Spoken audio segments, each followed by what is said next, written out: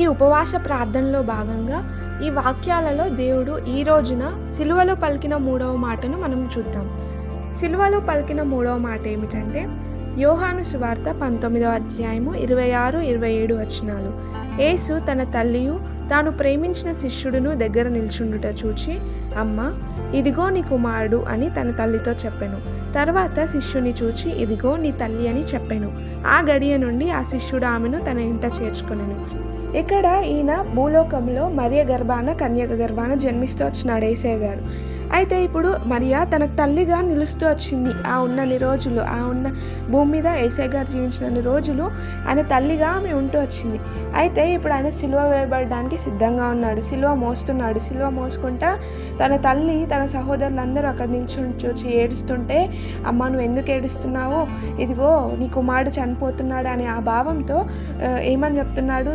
ఆ ప్లేస్ని ఫుల్ఫిల్ చేయాలి, తన కుమారుడుగా తన ప్లేస్ని ఫుల్ఫిల్ చేయాలి అనేసి చెప్పి దగ్గరున్న శిష్యుని చూసి, ఇదిగో ఈమె నీ అమ్మ అనేసి, ఆ అమ్మని చూసి ఇదిగో నీ కుమారుడు అనేసి ఒక బాధ్యతని వారికి అప్పగిస్తున్నాడు. ఎందుకంటే ఈయన సిలువ వేయబడుతున్నాడు, మరణించబడుతున్నాడు, తిరిగి లేచి తన రాజ్యానికి, పరలోకానికి వెళ్ళబోతున్నాడు. కాబట్టి తన బాధ్యతను, తను 33.5 సంవత్సరాలు కొడుకుగా ఉన్న ఆ తల్లికి కొడుకు లేని లోటు, ఆ ప్లేస్ని ఫుల్ఫిల్ చేయాలి అనేసి తన శిష్యుణ్ణి ఆ ప్లేస్లో ఫుల్ఫిల్ చేస్తూ వచ్చినాడు. తన బాధ్యతను నిర్వహిస్తూ వచ్చినాడు, తన బాధ్యతను అప్పగిస్తూ వచ్చినాడు. నిజంగా ఈ మాట ద్వారా మనం గొప్ప ఆదరణను తెచ్చుకోవచ్చండి. ఎందుకంటే అనేక సార్లు మనం అనుకుంటుంటాం, అసలు నాకెవరు, నాతో పాటు ఉండేది ఎవరు ఈ లోకంలో? అసలు అందరూ నన్ను ద్వేషించేవారే, అందరూ నన్ను తృణీకరించేవారే, అన్ని సమయాల్లో నాతో ఎవ్వరూ ఉండరు, అసలు ఏంటి లైఫ్ అనేసి మనం చాలాసార్లు అనుకుంటుంటాం. కానీ అని అంటున్నాడు,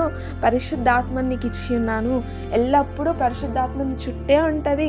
కుమారుడనైన నేను తండ్రి కుడిపార్శ్వంలో కూర్చొని నీకోసం విజ్ఞాపన చేస్తున్నాను. కానీ నువ్వు ఏడుస్తున్నప్పుడల్లా, నువ్వు బాధపడుతున్నప్పుడల్లా, నువ్వు ఒంటరిగా ఫీల్ అవుతున్నప్పుడల్లా నా పరిశుద్ధాత్మ అనేది మీ మధ్య ఉంటుంది.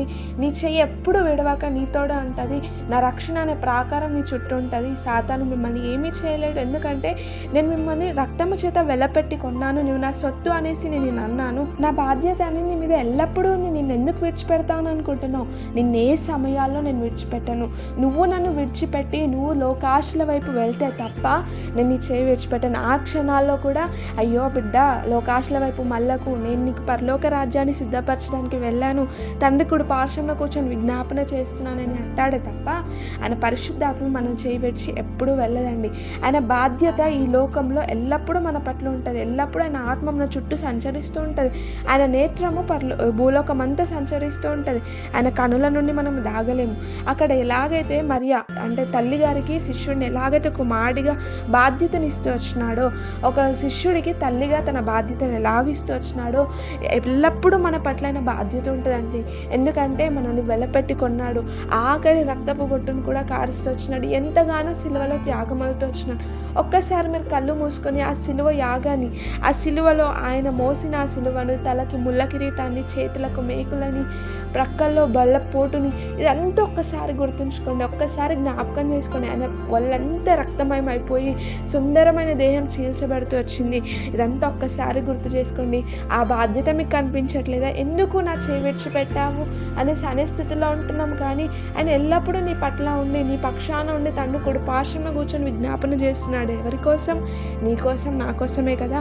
ఎందుకు? నువ్వు నేను నరకంలో పడకూడదని ఆయన ఒక ఉద్దేశం. ఆ ఉద్దేశాన్ని మనం గుర్తించకుండా, ఎందుకయ్యా ఎప్పుడు నాకే కష్టాలు, ఎందుకు నన్ను చేయి విడిచిపెడతావు, ఎందుకు నాకు ఈ బాధలు అని అంటున్నాం. కానీ ఇవన్నీ మనల్ని స్ట్రెంథెన్ చేయడానికి, ఈ వెయిటింగ్ పీరియడ్ అంతా మనల్ని ఎంతగానో బలపరచడానికి అని మనము గుర్తించలేని స్థితిలో చాలాసార్లు ఉంటాం. అయితే ఈ క్షణాన దేవుడు మనతో మాట్లాడుతున్నాడు. ఈ మూడవ మాట ద్వారా దేవుడు మనల్ని ఎంతగానో బలపరుస్తున్నాడు. నా బాధ్యత మీ పట్ల ఎల్లప్పుడూ స్థిరపరచబడుతుంది, కానీ మీ చేయి నేను ఎప్పుడూ విడవను అనేసి మరలా ఒకసారి జ్ఞాపకం చేస్తున్నాడు. ఈ మాటలు ఏదో నేను చెప్తున్నాయి కాదండి, పరిశుద్ధాత్మ మీతో చెప్తున్నాడు. పరిశుద్ధాత్మ సహాయం లేని ఈ వాక్యాలు ఎప్పుడూ నేను చెప్పలేదండి. ఈ వాక్యాలు కేవలం ఆయన ఆత్మ ద్వారా నింపబడి మీకు బయలుపరుస్తున్నాడు తప్ప ఏదో మనిషి మాటలు కాదు. ఈ వాక్యాలు మాటలు మనల్ని బలపరచడానికి మాత్రమే, ఓన్లీ మిమ్మల్ని కాదు నన్ను కూడా బలపరుస్తున్నాయి ఈ మాటలు. కాబట్టి ఈ వాక్యాన్ని ఒక్కసారి మీరు ధ్యానించాలని కోరుతున్నాను యేసునామంలో. ఈ వాక్యము మనందరి జీవితంలో ఆయన యొక్క ఆత్మ చేత మనల్ని బలపరుస్తూ నిత్యము మన తోడై ఉంటూ నెరవేర్చునుగాక. ఆమేన్.